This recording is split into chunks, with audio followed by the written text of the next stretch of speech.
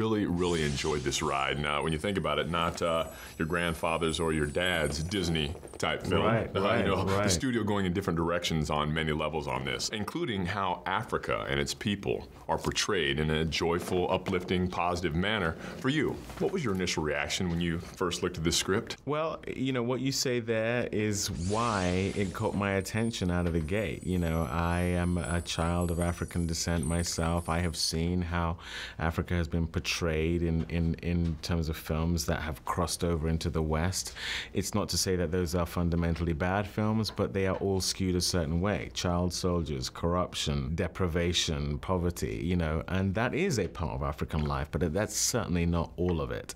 I lived in Nigeria myself for 7 years, and so, you know, when I read this script, it was evocative and indicative of what I know to be of what it's like to live in Africa, that yes, you may have challenges, but joy is a big part of life. Self-possession is a big part of life, you know, and to be able to cultivate mentorship, advocacy, encouragement from within is something that happens every day. We don't have people coming from outside of the continent constantly to help us get a leg up in life. That is by no means what it is to means to be an African. And so for this story to be being made by Disney and to be an African film made by Africans from within as opposed to from without, but for a Western audience as well as a worldwide audience, is something that really caught my attention. Most people probably never heard of this wonderfully talented young woman portrayed in your film, your queen, the woman in here, Fiona. Yeah.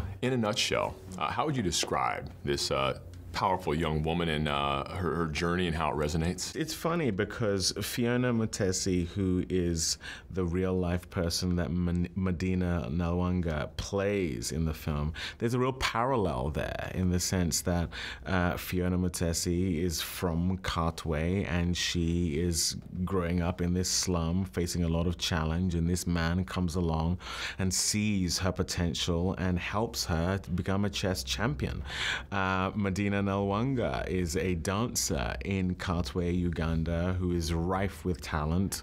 Mira Naya comes along with this film, sees her potential, and here she is, the lead in a Disney movie. And it just goes to show that greatness can be found anywhere and everywhere, which I think is something that no matter where you're from, is something that we should all aspire to and seek out in order to give it a platform. As we all know, recently in Hollywood, there's been a lot of talk about blacks, minorities not getting proper roles or recognition oftentimes. And I really like what you said and added to this conversation when you said a good way to help is let's stop talking about diversity. Let's just do it. By having the conversation, you can scratch that itch and sort of feel like you've done something, but nothing actually changes. And then apathy just sets back in. But people who stick their neck out, people who actually do the do, as opposed to just like Robert Katende, you know, in the film. He could just go around talking about being a mentor, but he is literally doing it, and it is impacting and changing lives. And now here we are. We have a movie of his life, which hopefully other people will take that inspiration and run with it in their communities. So, you know, anyone who is wanting to affect change and who has the bravery to actually do it is someone I applaud, because that ultimately is what is going to cause the change.